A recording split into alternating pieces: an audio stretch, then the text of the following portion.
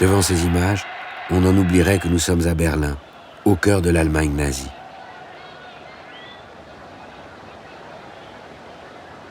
Ce jeune champion noir américain, Jesse Owens, va remporter le 100 mètres, le 200 mètres, le 4 x 100 mètres et le saut en longueur.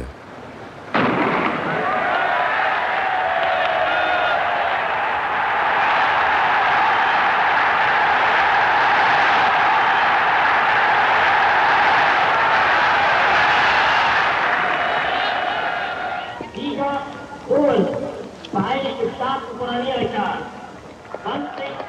4 médailles d'or à lui seul, qui nous permettent de croire que les Jeux Olympiques de 1936 ont été une trêve dans la marche du Troisième Reich vers la guerre mondiale. Comme si l'exploit magnifique, inégalé, de Jesse Owens consacrait malgré tout la victoire du sport et de l'idéal olympique. 8 Meter 6!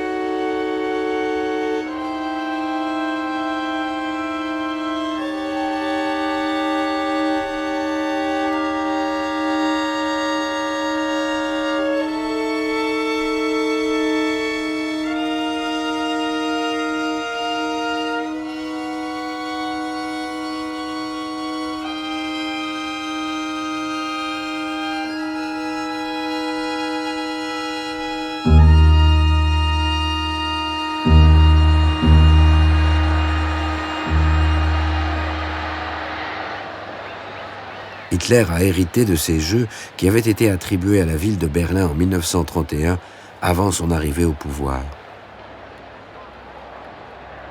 Le nouveau chancelier du Reich a d'abord été réticent. À quoi bon dépenser des milliards alors que le pays est exsangue? Mais Theodor Lewald, qui dirige le comité d'organisation allemand, a su lui faire miroiter le bénéfice qu'il pourrait en tirer. En mars 1933, Hitler a vite compris que les Jeux Olympiques de Berlin seraient un instrument décisif pour le prestige de l'Allemagne nazie. Le 28 mars 1933, le nouveau ministre de la Propagande, Joseph Goebbels, il a 35 ans, reçoit à son tour Theodor Lewald, le président du comité allemand, venu lui parler de la préparation des Jeux Olympiques. Il note l'entrevue dans son journal, puis s'adresse à la foule des militants du parti pour lancer la campagne de boycott des commerces juifs qui a lieu 3 jours plus tard. Ambiance fabuleuse, écrit-il. Nous gagnerons aussi cette guerre-là. Hitler a l'instinct le plus fin que je connaisse. Einem kühnen und grandiosen Schwung haben wir die Feinde des Landes zu Paaren getrieben. Heil! Heil! Heil!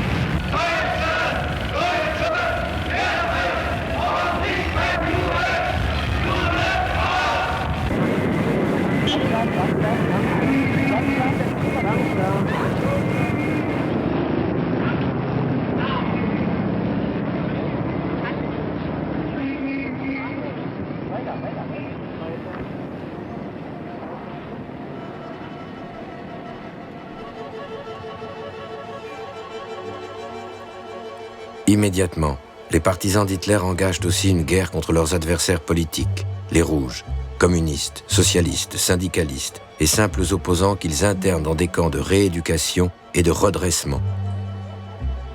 Comme à Oranienburg, au nord de Berlin, dans une ancienne brasserie.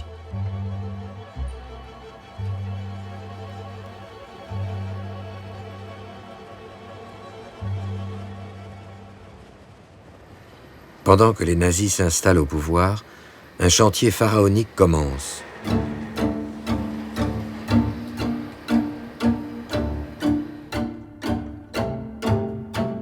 36 millions de Reichsmark seront finalement nécessaires pour la construction du grand stade, alors que 2,6 millions avaient été prévus à l'origine.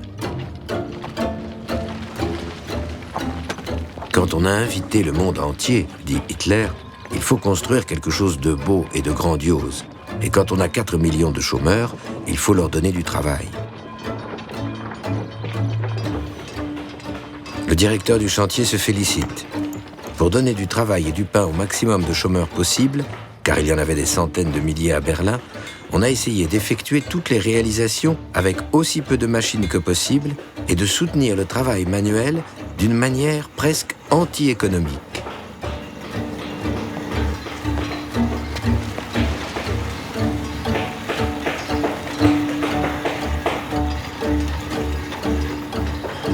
En réalité, l'occupation des chômeurs passe par le travail sous-payé et celle des jeunes par le travail obligatoire.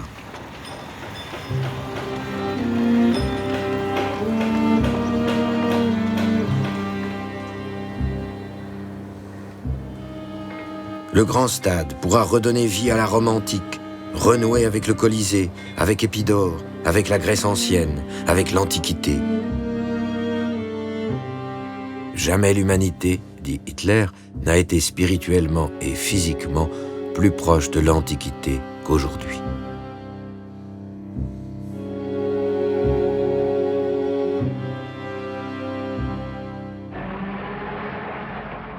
Témoins de la mise au pas du pays, les diplomates alertent leur chancellerie. Tous les sports en Allemagne sont aujourd'hui sous le contrôle direct du gouvernement. C'est un instrument du parti pour former la jeunesse dans l'idéal national-socialiste.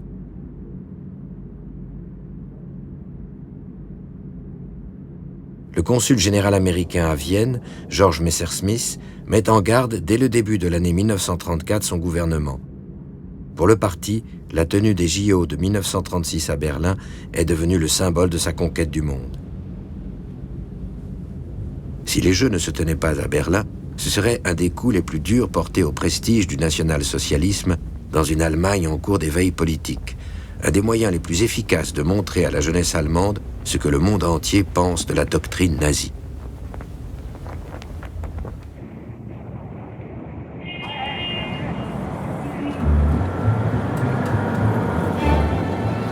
Aux États-Unis, le Congrès juif américain, des clubs sportifs noirs, des fédérations d'athlétisme, des syndicats, des journaux, prônent le boycottage de Berlin.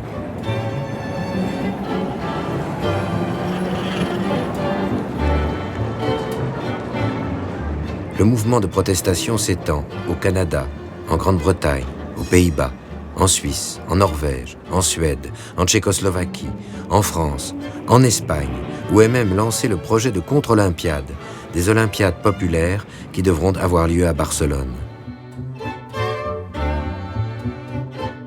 Mais aucune des grandes puissances ne veut risquer de crise diplomatique avec l'Allemagne, et les adversaires des Jeux de Berlin n'arrivent pas à stopper la machine olympique qui est en marche.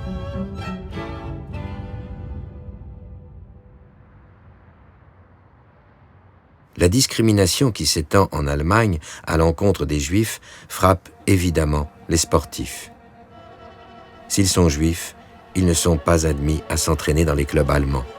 Si, d'aventure, ils sont admis, ils ne sont jamais qualifiés pour participer aux épreuves éliminatoires, malgré leur performance. Seule exception, Hélène Mayer, l'escrimeuse allemande émigrée aux États-Unis, pourtant considérée comme demi-juive selon les lois de Nuremberg, est acceptée dans l'équipe du Reich, où elle sert de caution. Ce qui permet au secrétaire du comité olympique américain, interviewé par le New York Times, de prétendre sans vergogne « Les Allemands ne font pas de discrimination contre les Juifs pour leur sélection olympique. Les Juifs sont éliminés parce qu'ils ne sont pas assez bons en tant qu'athlètes. » L'État s'empare des athlètes en lieu et place des clubs sportifs. Il prend directement en main leur recrutement, leur sélection et leur entraînement. Les athlètes sélectionnés reçoivent un passeport olympique qui leur permet d'avoir les transports, la nourriture, l'hébergement, les frais médicaux gratuits, ainsi qu'une compensation de leur salaire, ce qui n'en fait plus vraiment des amateurs, comme le voudrait le règlement olympique. Les Jeux de Berlin sont un champ de bataille, une bataille que l'Allemagne nationale-socialiste doit gagner.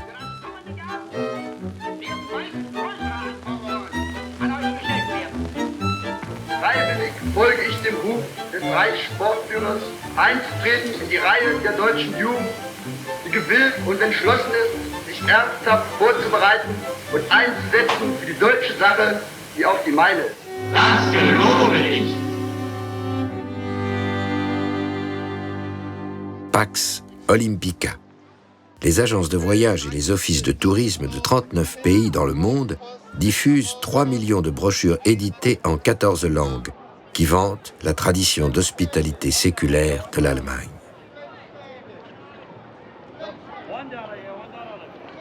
Le discours officiel se fait très rassurant. L'Allemagne traitera tous les ressortissants étrangers comme ses invités, sans distinction de race ni de couleur.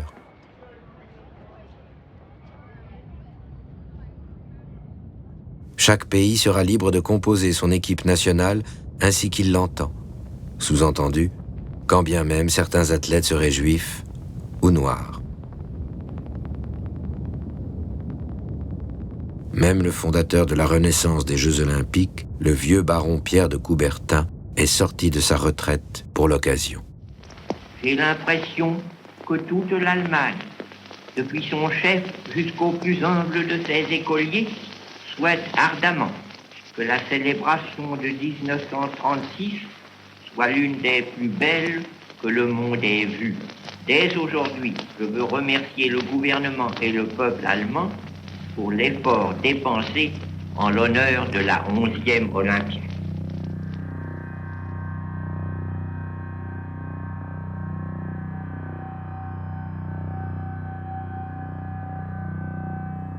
Le 7 juin 1936, Heinrich Mann, le frère de Thomas Mann, écrivain comme lui, prononce à Paris un appel solennel contre les Jeux de Berlin. Le nazisme ne voit en l'homme qu'un matériau qu'il utilise pour ses buts cruels.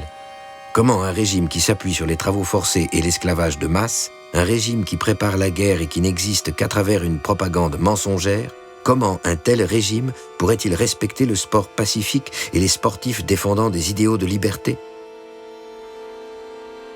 Croyez-moi, poursuit Heinrich Mann, les sportifs internationaux qui iront à Berlin ne seront là-bas que des gladiateurs, les prisonniers et les bouffons d'un dictateur qui se prend déjà pour le maître du monde.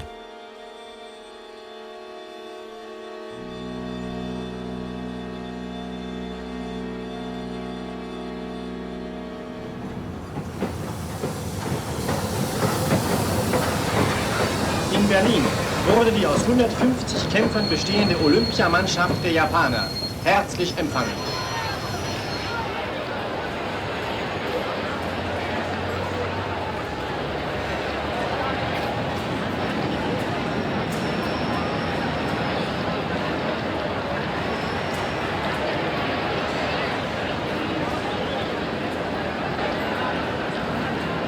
Es ist für mich sehr schwer, zu den vielen Gästen, die aus dem Ausland zu uns gekommen sind, zu sprechen, weil ich weiß, dass missgünstige Auslandsblätter in allem, was gerade ich zu sagen habe, eine Propagandamöglichkeit. Monsieur le docteur Goebbels, ministre de la propagande du Reich, déclare qu'il lui est difficile de prendre la parole parce que quand il parle, des interprètes malveillants déclarent toujours que c'est dans une intention de propagande.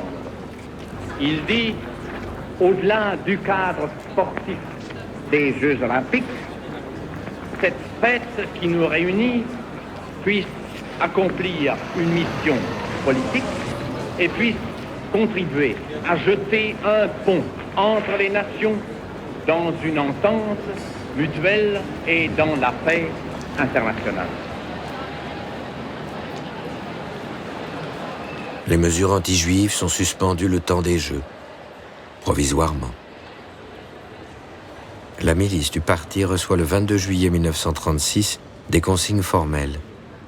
C'est notre devoir de convaincre les étrangers qu'en Allemagne règne le calme, l'ordre et la sécurité, et que le peuple allemand souhaite la paix de tout cœur.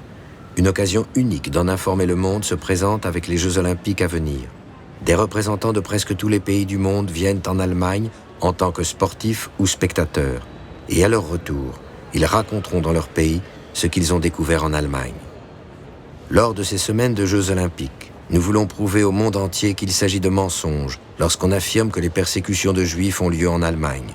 Dans cette perspective, il ne faudra pas non plus entonner de chants guerriers d'avant la prise du pouvoir, cela pourrait faire naître de fausses impressions.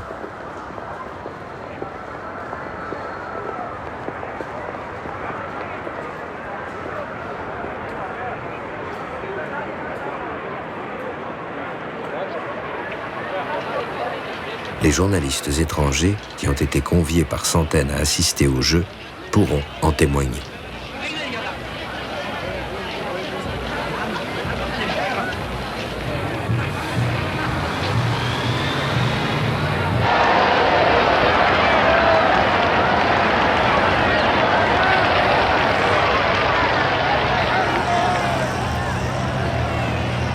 Les athlètes, venus des quatre coins du globe, s'émerveillent de l'accueil qui leur est fait.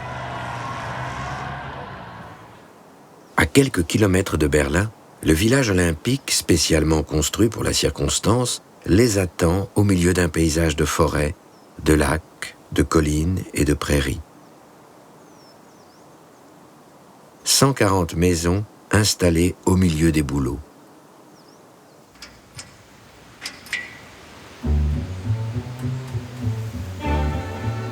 Selon Louis Zamperini, coureur du 5000, les résidences ressemblent plutôt à des motels.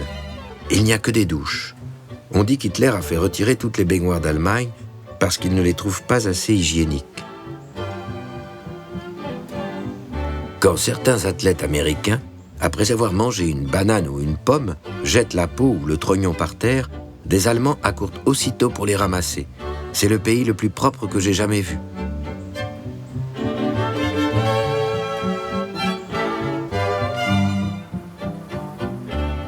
Je retrouve là plusieurs de mes bons amis américains, ajoute le champion suisse Paul Martin, de ces jeunes athlètes qui incarnent si bien à mes yeux le véritable sportif moderne, rieur, franc, harmonieusement développé. Quelle belle mentalité possèdent ces gars d'outre-Atlantique, formés à l'école du sport et des luttes chevaleresques.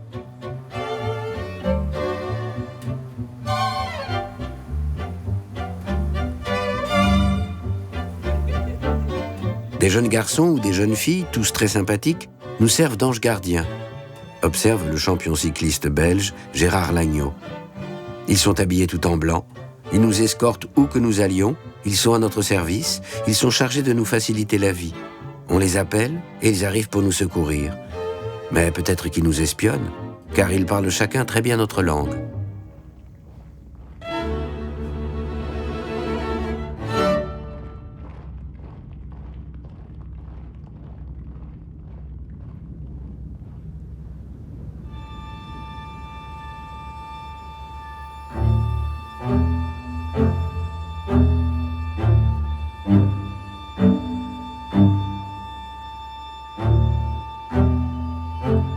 À Berlin, ce 1er août 1936, c'est enfin le grand jour. 100 000 spectateurs attendent la fête avec fièvre. Tout à coup, à 4 heures sonnantes, un petit groupe se dessine en silhouette aiguë, sobre et précieuse, dans l'immense décor, raconte Louis Gillet qui assiste à l'événement. Critique d'art, élu quelques mois plus tôt à l'Académie française, il est l'envoyé de l'hebdomadaire Gringoire. Une acclamation salue le maître de l'Allemagne. Il s'avance, immédiatement reconnaissable, en petite tenue des troupes d'assaut, d'un pas assuré qui sent le soldat et le chef. Et comme une petite fille, jaillie on ne sait d'où, se précipite pour lui offrir des fleurs, le Führer prend même le temps de s'arrêter quelques secondes pour caresser la petite tête d'or.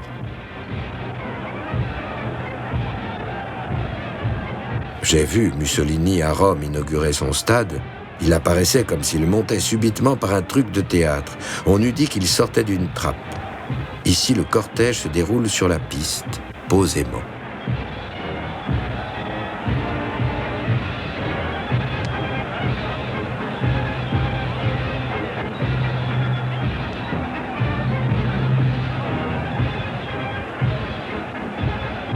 Les drapeaux sont hissés avec lenteur le long des mâts, avec une gravité quasi religieuse.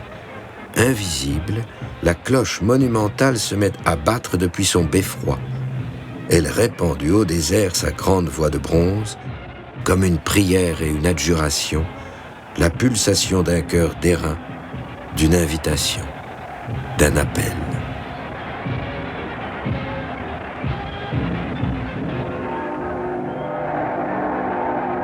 Tout le monde fait le salut, mais on peut surprendre certains qui oublient ou hésitent un instant. On dit d'ailleurs que la police attend à la sortie du stade ceux qui ont refusé de saluer le Führer.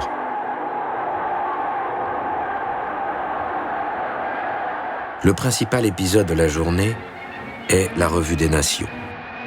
3 à 4 000 hommes et femmes faisant le tour de la piste de l'immense stade pour se masser en colonne, équipe par équipe, en face de la tribune où se tient le Führer.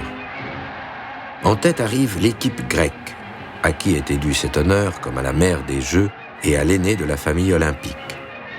Derrière le drapeau bleu et blanc s'avance le vainqueur du premier marathon moderne de 1896, Spiridon Louis, avec sa tête de vieux paysan et son jupon de laine blanche.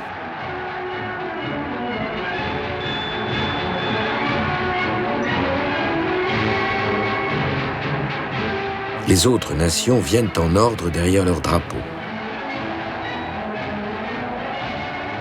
L'Union soviétique, la grande puissance ennemie du moment, est absente. Annoncée sur la liste des concurrents, l'Espagne, où aurait dû avoir lieu des contre-olympiades, ne paraît pas. Le gouvernement républicain vient d'être attaqué par un putsch des partisans du général Franco.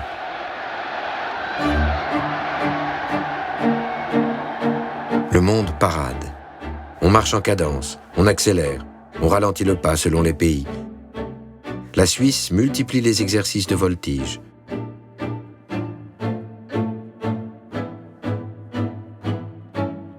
L'Autriche est à la fête.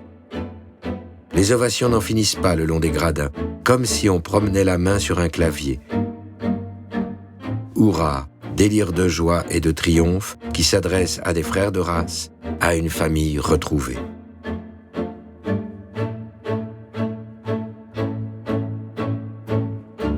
Le Japon avec sa précision quasi métallique, la Turquie, le Brésil, le Pérou. La Hongrie tient à bout de bras un petit feutre à plumes qu'on prendrait pour une volaille. La Nouvelle-Zélande républicaine remet son chapeau pour saluer et se couvre comme Ruy Blas.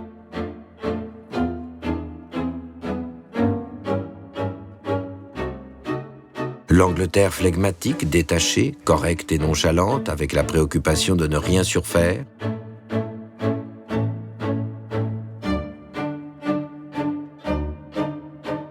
L'équipe italienne exagère la raideur du salut fasciste que lui rend le prince Umberto de Savoie, qui représente ici Mussolini. L'écrivain Thomas Wolfe, qui a publié à New York quelques mois plus tôt Of Time and the River, Le temps et le fleuve, séjourne en Allemagne où il s'est fait beaucoup d'amis. Lui aussi se trouve quelque part parmi la foule. Le stade était un tournoi de couleurs qui vous prenait à la gorge. La splendeur accumulée des bannières rendait les grands défilés américains des foires mondiales et des cérémonies d'investiture présidentielle minables par comparaison.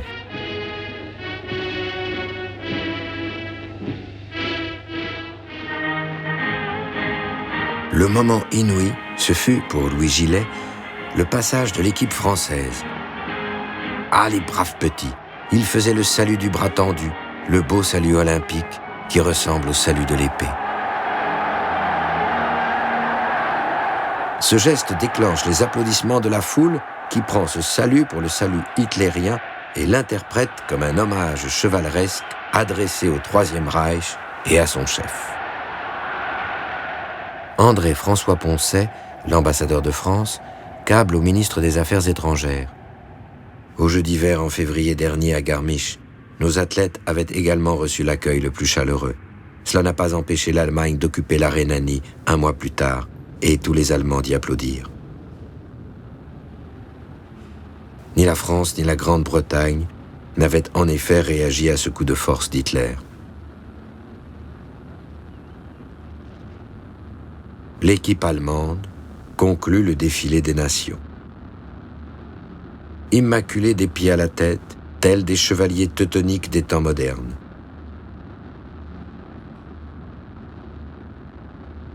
Les sportifs qui prêtent allégeance à leur fureur sont suivis par un détachement de la Wehrmacht, pareil aux troupes qui viennent de remilitariser la rive gauche du Rhin à la frontière française.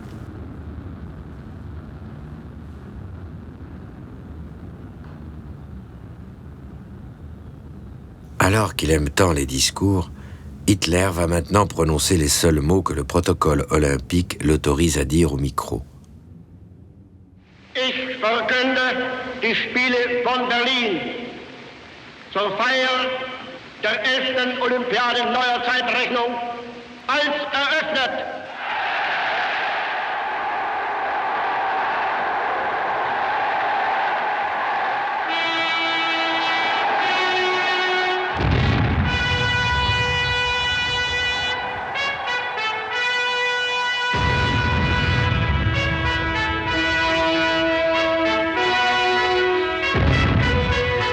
Quel plus beau symbole de paix que ce lâcher d'un millier de colombes. Quoique les colombes viennent des pigeonniers de la Wehrmacht.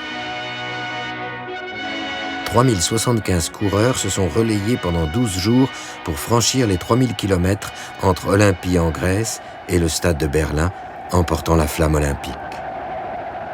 L'Alléluia du Messie de Handel éclate lorsque surgit le dernier coureur.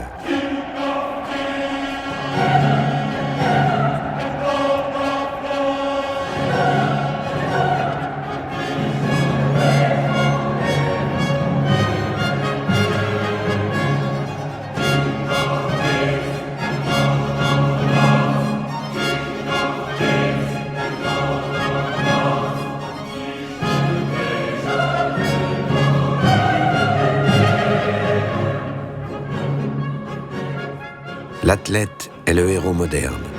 Il offre son corps au peuple, à l'État, à l'Allemagne.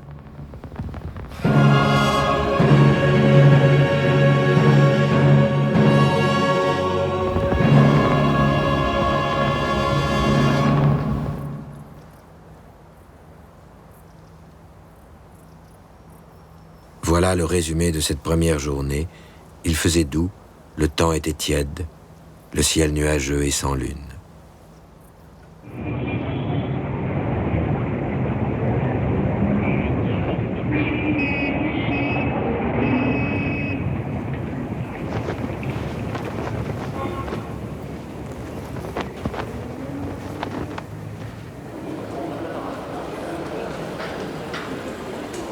Depuis plusieurs jours, les trains déversent des milliers de curieux qui arrivent des quatre coins de l'Allemagne. Les chemins de fer allemands pratiquent des rabais incroyables, un pfennig du kilomètre. L'organisation de loisirs du parti, la force par la joie, tel est son nom, a pris les choses en main pour faire venir les foules dans la capitale.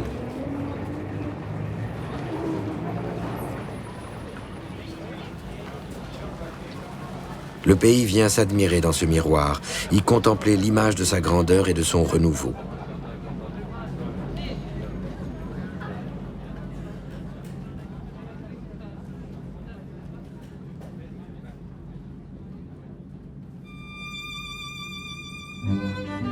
« 500 guides et traducteurs ont été recrutés. La police berlinoise s'est entraînée à parler anglais, français, espagnol. le comité d'organisation allemand a éduqué les Berlinois à la patience et à la politesse, jusqu'à l'art de céder sa place dans le métro.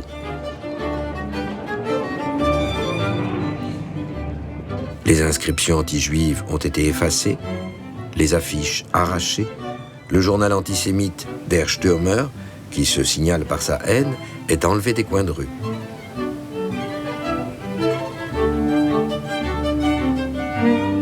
Tous les prix augmentent en Allemagne, car la viande, les légumes, les fruits, tout va à Berlin qui doit avoir l'air du pays de cocagne.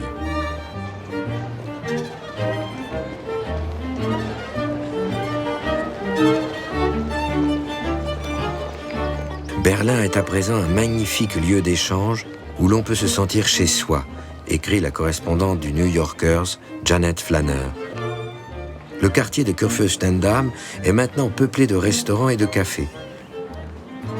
À la demande du gouvernement, les maisons ont été repeintes et les fuchsias ornent les fenêtres, spécialement celles qui sont sur la route du stade.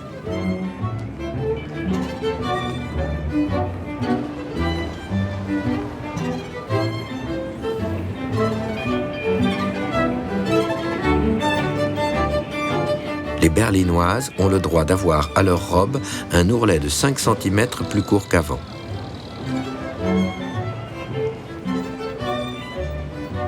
Les journaux étrangers sont réintroduits en ville, le jazz aussi.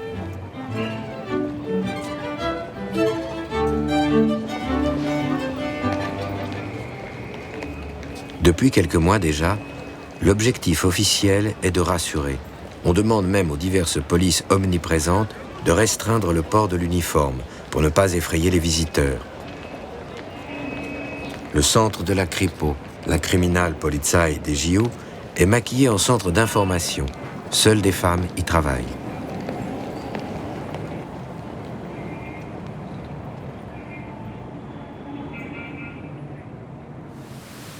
Tout n'était pour un temps que douceur et lumière, à l'exception de rares diatribes contre les bolcheviks, note le journaliste américain William Shirer.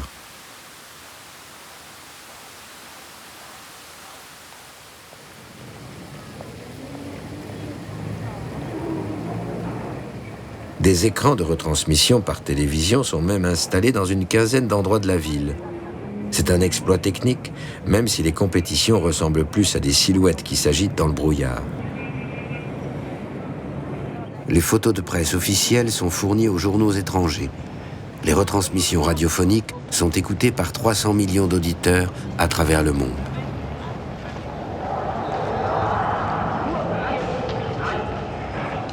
Toute la journée, dès le matin, Berlin devient une oreille branchée sur le stade.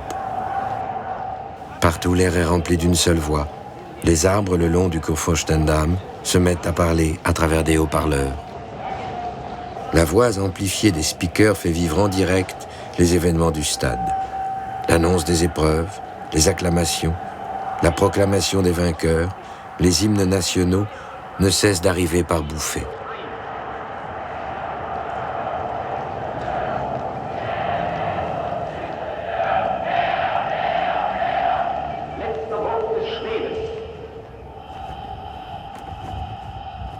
Leni Riefenstahl tourne Olympia, les dieux du stade, le film officiel des Jeux. Elle raconte qu'elle fut très surprise que Goebbels ait décidé de le financer intégralement en expliquant que le film constituerait une excellente réclame pour le Reich et qu'il relevait donc de son ministère.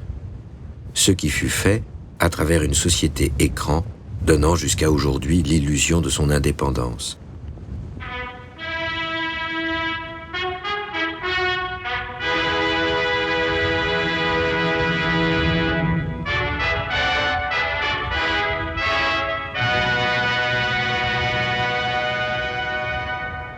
Sa superproduction coûtera finalement 2 millions de Reichsmark, 4 fois le budget d'un film de l'époque.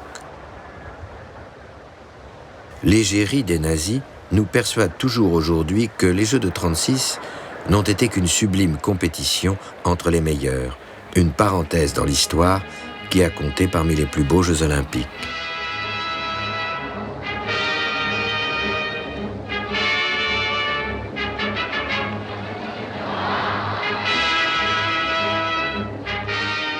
Cette beauté, le film de Leni Riefenstahl doit la promouvoir au-delà des épreuves.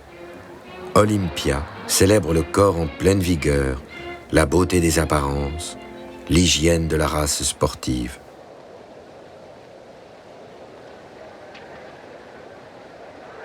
Fascinée par la liberté des corps, la souplesse, la grâce, la force, peu importe pour elle la couleur des peaux, Leni Riefenstahl nous marque car elle filme le sport d'une manière très novatrice pour son temps.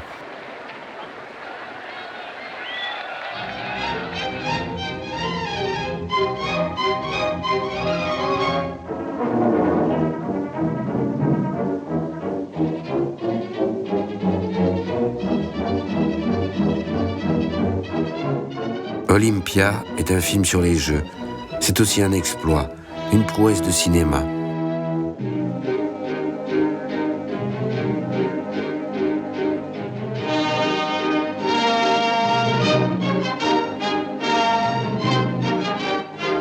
Leni Riefenstahl fait creuser des fosses dans le sol du stade pour filmer ce qui se passe à ras de terre, pour être au niveau de la piste. Elle filme en mouvement, plaçant sa caméra en haut d'une échelle fixée sur roulette. Elle filme au ralenti. Elle exalte la chorégraphie du geste.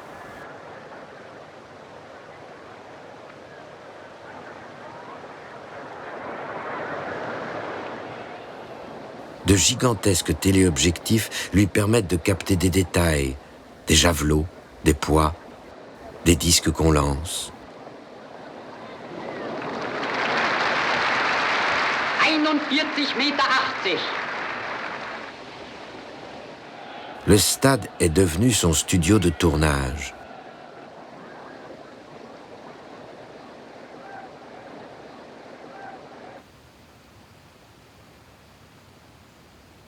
Elle n'hésite pas à reconstituer avec les athlètes eux-mêmes, qu'elle embobine, ce qu'elle a raté, l'épreuve qu'elle n'a pas pu tourner.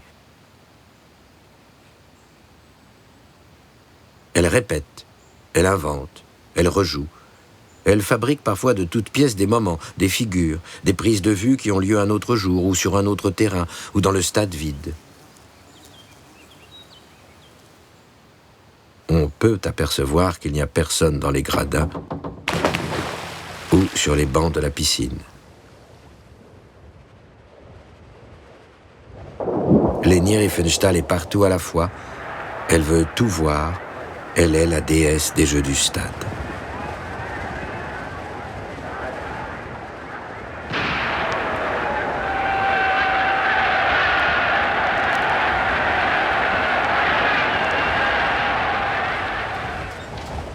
Mise en scène dans la mise en scène, rouage de la grande machine du spectacle de masse, monument d'images, Olympia ou les dieux du stade amènent notre mémoire à confondre les Jeux de 36 et le film de Riefenstahl, à oublier le personnage essentiel de cette fête, celui qu'elle ne montre qu'à peine pour ne pas être accusée d'être à son service, celui à qui cette fête est dédiée.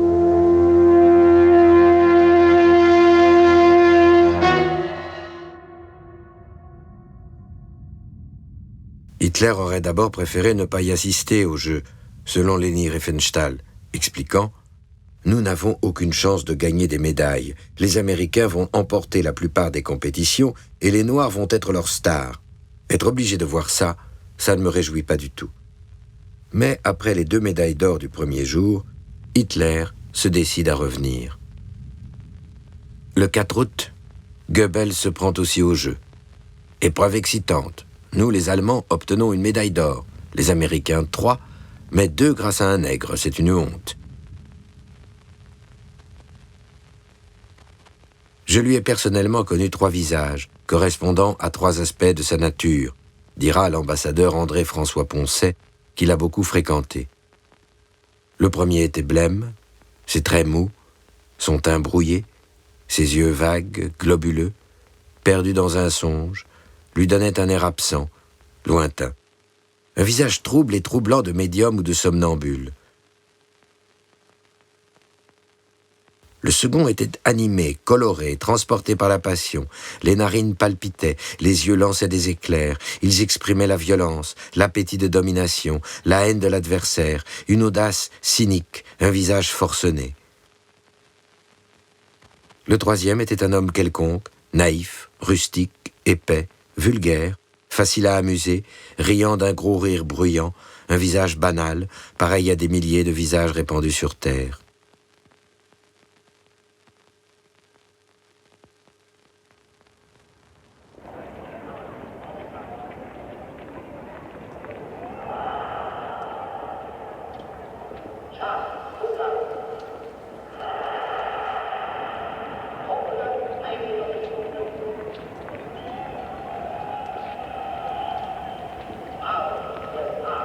Recevoir le monde entier était l'un des buts de l'opération. Mais, entre nous, murmure Louis Gillet, qui est venu spécialement de Paris, ils ne s'empressent pas, les hôtes de l'univers. On a eu beau multiplier les avances et leur souhaiter la bienvenue dans toutes les langues du monde, ils se font un peu prier et sont venus en moins grand nombre qu'on ne les attendait. Un couple de Hongrois pour 4 jours au lieu de 4 Américains espérés pour la quinzaine des Olympiades.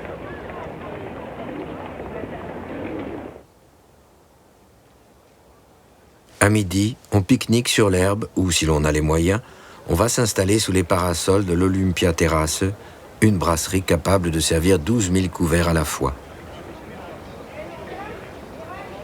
Une grosse dame s'assied à notre table, raconte Jacques-Benoît Méchain, représentant du comité France-Allemagne. C'est une des choristes de l'hymne à la joie. « Quelle vie !» gémit-elle en nous prenant à témoin. « On répète du matin au soir, on n'a plus un instant à soi. Cet après-midi, c'était Handel, ce soir Beethoven, demain ce sera de nouveau Handel. On est en route de 7 heures du matin à minuit. » Si encore on pouvait dormir, mais il n'y faut pas songer. La commission des logements a installé 3 Japonais chez moi. Ils refusent catégoriquement de coucher dans des lits. Dès le premier soir, j'ai été réveillé en sursaut par une volée de coups de marteau. C'étaient les Japonais qui enfonçaient des crampons dans les murs de mon salon pour suspendre leur hamac. Croyez-moi, monsieur, dans les Jeux Olympiques, tout n'est pas rose, loin de là.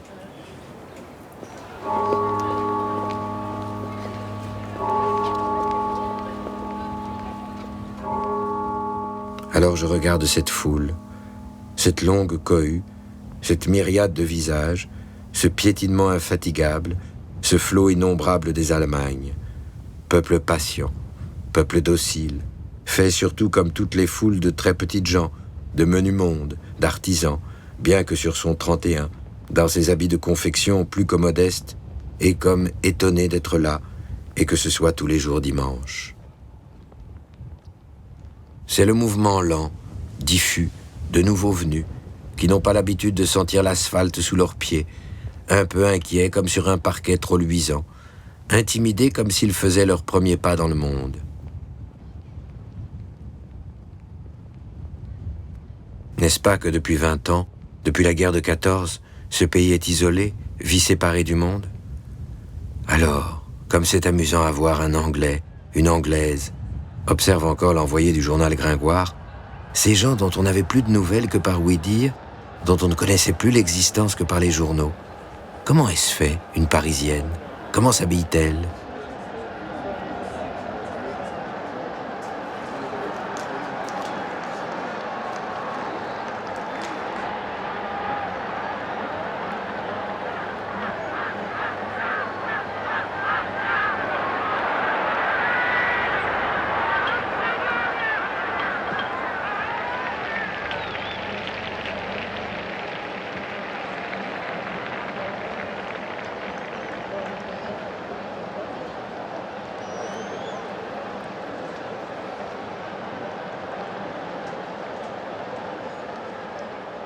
Toute l'Allemagne est venue à la fête. Les jeunes gens éblouis et les vieux qui avaient cessé de se réjouir depuis longtemps sont là, côte à côte. Ceux de Prusse ou de Bavière, ceux de Francfort, de Hambourg, de Munich, de Nuremberg, que l'on devine à leurs habits passés de mode, à leur type, à leur gueule. Les cœurs et les reins, comment les sonder? Ce qu'il y a à l'intérieur de tous ces crânes, on aimerait le savoir, lire les pensées derrière ces visages, et que deviendront bientôt tous ces enfants.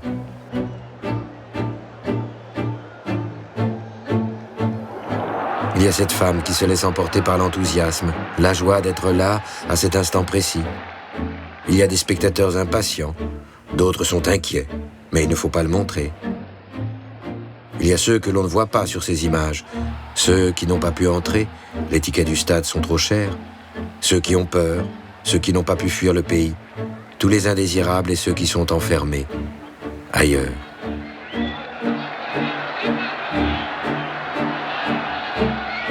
Il y a tous ceux qui n'ont pas cessé de prendre des photos pour garder des preuves qu'ils n'ont pas rêvé, ceux qui ont filmé les 15 jours des Jeux avec leur petite caméra, mais qui n'ont rien vu vraiment.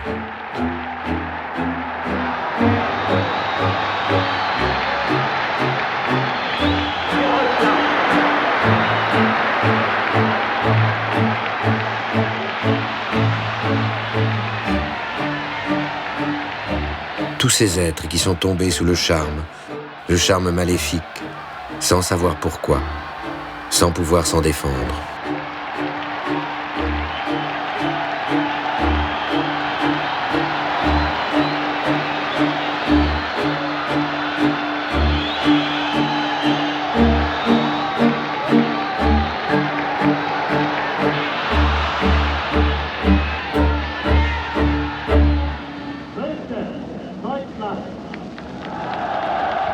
Goebbels, le dernier jour.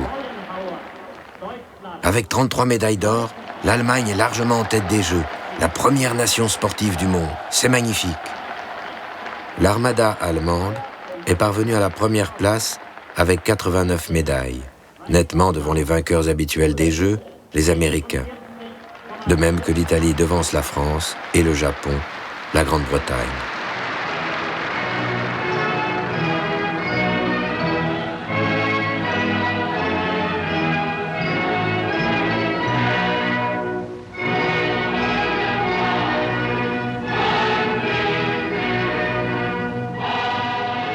L'ambassadeur de France écrit au ministre des Affaires étrangères.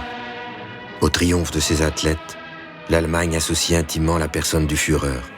C'est à Adolf Hitler qu'elle attribue le mérite des lauriers dont la jeune Allemagne vient de se couvrir. C'est en lui qu'elle voit en effet l'artisan de cet ordre, de cette discipline, de cette unité, de cette concorde nationale, grâce auquel l'Allemagne a pu se préparer aux Jeux Olympiques dans le calme et la paix. Mais ce dont elle est avant tout reconnaissante au Führer, c'est d'avoir délivré le peuple allemand de ce sentiment d'infériorité qui l'accablait depuis 1919, de l'avoir persuadé qu'il n'avait jamais été vaincu et qu'il était invincible.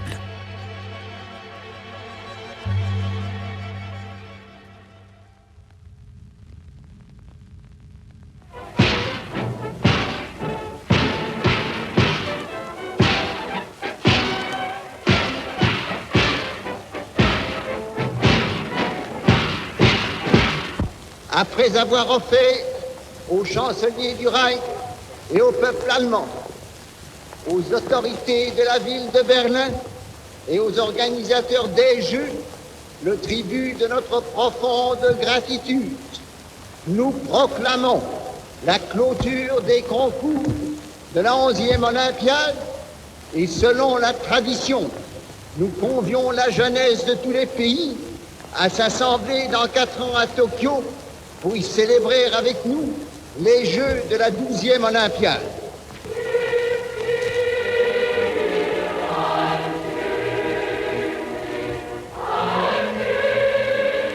Dix jours après la fin des Jeux de Berlin, Hitler double la durée du service militaire obligatoire qui passe à 2 ans. Moins de 2 ans après, l'Autriche est rattachée à l'Allemagne. 1 an plus tard, le Reich annexe une partie de la Tchécoslovaquie. L'Europe semble presque surprise quand Hitler attaque la Pologne à l'été 1939 et déclenche la Seconde Guerre mondiale.